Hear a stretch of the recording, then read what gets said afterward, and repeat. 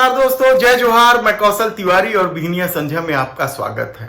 छत्तीसगढ़ में अगले माह होने वाले विधानसभा चुनाव को लेकर राजनीतिक सरगर्मियों के बीच कांग्रेस और भारतीय जनता पार्टी दोनों ही पार्टियों में प्रत्याशियों को लेकर खींचतान जबरदस्त चल रही है। दोनों ही पार्टियों को बगावत का डर सता रहा है। तो भारतीय जनता पार्टी की स्थिति सबसे खराब इसलिए है क्योंकि जितने भी सर्वे रिपोर्ट आए हैं वह भारतीय जनता पार्टी की हार ही बता रही है। सबसे बुरी स्थिति छत्तीसगढ़ में है ऐसा बताया जा रहा है। तब पहली सूची जारी होने के बाद भारतीय जनता पार्टी में जिस तरीके का खेल हुआ है वह भी कम चौंकाने वाला नहीं है। बताया जाता है कि 3 बार लगातार महासमुंद की सीट हारने के बाद भी इसे डी कैटेगरी में नहीं रखा गया, जबकि खल्लारी और बसना जैसा विधानसभा क्षेत्र जहां भारतीय जनता पार्टी और कांग्रेस एक के बाद एक जीतती रही है, उन्हें डी कैटेगरी में रखकर प्रत्याशी घोषित कर दिया गया। लेकिन महासमुंद को डी कैटेगरी में नहीं रखा गया, यानी हाई कमान तक को यहां के स्थानीय नेताओं ने धोखे में रखा और इसका दुष्परिणाम यह हुआ कि बगावत के स्वर सभी सीटों से सुनाई देने लगे। हालांकि यह कहा जा रहा है कि 3-4 सीटें या आधा दर्जन सीटों में स्थिति सामान्य कर ली गई है, लेकिन अभी भी कई सीटें हैं जहां प्रत्याशियों को बदलने की मांग उठ रही है और हाईकमान भी संकेत देने लगे हैं कि इन सीटों में प्रत्याशी बदल सकती हैं, जिसमें खल्लारी, राजिम, सरायपाली सहित कुछ और प्रत्याशी बदलने की चर्चा है।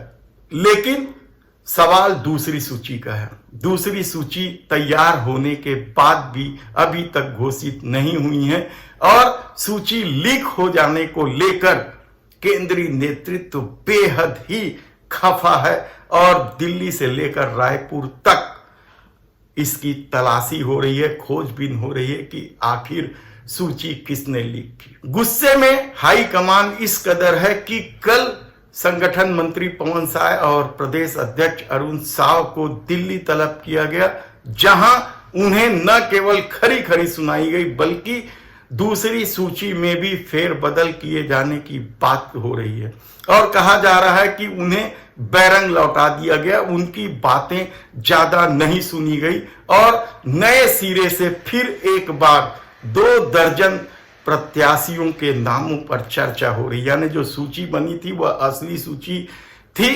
शायद यही वजह है कि भले ही अरुण साव प्रदेश अध्यक्ष कहते हो कि यह संभावित सूची है, लेकिन जिस तरीके से खोजबीन हो रही है, जिस तरीके से हाई कमान खपा है, उससे स्पष्ट है कि यही सूची असली थी और अब इस सूची में बदलाव किया जा रहा है। कहा जा रहा है कि 2 दर्जन सीटों पर लोग बेहद नाराज हैं। खासकर सिंधी समाज, गुजराती समाज और पिछड़ा वर्ग के कई समाज के लोगों ने अपनी नाराजगी जता दी है। यही नहीं, कई बड़े नेताओं ने भी इस सूची को लेकर नाराजगी जताई और शायद यही वजह है कि 2 दर्जन सीटों पर फिर से विचार हो रहा है, जिसमें रायपुर संभाग के आधा दर्जन से ज्यादा सीटें हैं। तो दुर्ग जिले की भी, सरगुजा, बस्तर, सभी जगह के कई नामों पर फिर से मंथन चल रहा है और कहा जा रहा है कि इन्हें बदला जाए।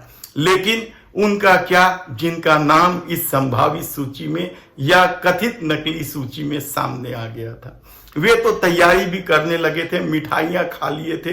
लेकिन अब कहा जा रहा है कि ऐसे 2 दर्जन सीटें जहां विवाद की स्थिति बहुत ज्यादा है, जिसमें बिलासपुर से अमर अग्रवाल के नाम को लेकर भी है, तो रायपुर ग्रामीण में मोतीलाल साहू के नाम को लेकर है। मोतीलाल साहू मूलतः सामाजिक नेता रहे हैं, लेकिन पार्टी ने उन्हें कई बार मौका दिया और किस तरीके से मोतीलाल साहू ने पार्टी के मंसूबे को ध्वस्त किया यह हम फिर कभी आपको बताएंगे।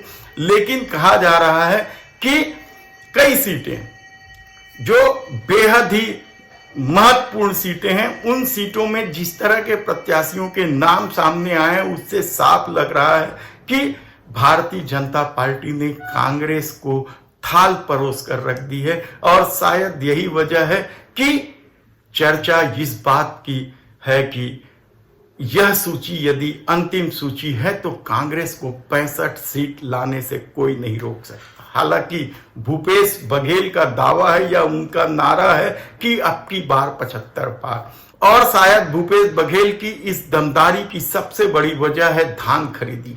धान खरीदी को लेकर विवाद चल रहा है। देश के प्रधानमंत्री नरेंद्र मोदी ने कहा है कि वह एक एक दाना धान खरीदते हैं। इसे लेकर भूपेश बघेल ने तीखी प्रतिक्रिया व्यक्त की है और कहा है कि किस मंत्रालय के तहत धान खरीदा जाता है यह तो बताया देश के प्रधानमंत्री। उन्होंने देश के प्रधानमंत्री नरेंद्र मोदी को झूठा तक सबसे बड़ा झूठा तो आए थे। अब बोले धान खरीदी करते हैं तो भैया ऐसा करो कि वो बटन दबाए, जैसे हम लोग बटन दबाते हैं किसान के खाते में पैसा जाता है, तो बटन दबाए, बताए कब बटन दबाए हैं कि किसान के खाते में पैसा गया है धान का, ये बता दे। हम तो हर 3 महीने में बटन दबाते हैं, किसान के खाते में पैसा जाता है। धान के पेमेंट 3 दिन के भीतर में होता है, तो पेमेंट बजट कब रखे हैं ये बता दें, बजट कितना रखे हैं ये बता दें, और कब भुगतान किए हैं वो बता दें, और कब भुगतान करेंगे ये भी बता दें। और यह बात सही है कि धान की जो कीमत छत्तीसगढ़ में मिल रही है वह कीमत इस देश में कहीं नहीं मिल रही है। दूसरा जो महत्वपूर्ण कारण है जो कांग्रेस को सत्ता तक पहुंचा रही है वह बड़ा कारण है छत्तीसगढ़िया बात, छत्तीसगढ़िया संस्कृति, छत्तीसगढ़िया बोली। बात है अभिमान के, छत्तीसगढ़िया स्वाभिमान के। हालांकि कानून व्यवस्था और पीएससी घोटाला का मामला बड़ा होता जा रहा है। कल ही एबीवीपी के लोगों ने जिस तरीके से प्रदर्शन किया और पुलिस पर असंवेदनशील होने का आरोप लगा, लड़कियों को घसीटने या बाल पकड़ने जैसे मामले को लेकर भारतीय जनता पार्टी हमलावर है, तो क्या पीएससी घोटाले के माध्यम से भारतीय जनता पार्टी युवाओं को साथ लेगी? और भूपेश बघेल की धान योजना और छत्तीसगढ़िया को बढ़ावा देने का जो कार्यक्रम है उस पर रोक लगा देगी? ऐसे कई सवाल हैं, लेकिन सबसे महत्वपूर्ण सवाल तो यही है कि भारतीय जनता पार्टी में जबरदस्त बवाल मचा हुआ। लगता है वह पिछली हार से सबक नहीं लिए हैं और शायद यही वजह है कि सत्ता से लेकर संगठन तक सब कुछ बदलने के भारतीय जनता पार्टी के कई नेताओं का रवैया नहीं बदला है। और हैरानी की बात तो यह है कि उन्हें टिकट भी दी जा रही है जो हार का सबब बन सकती है। धन्यवाद।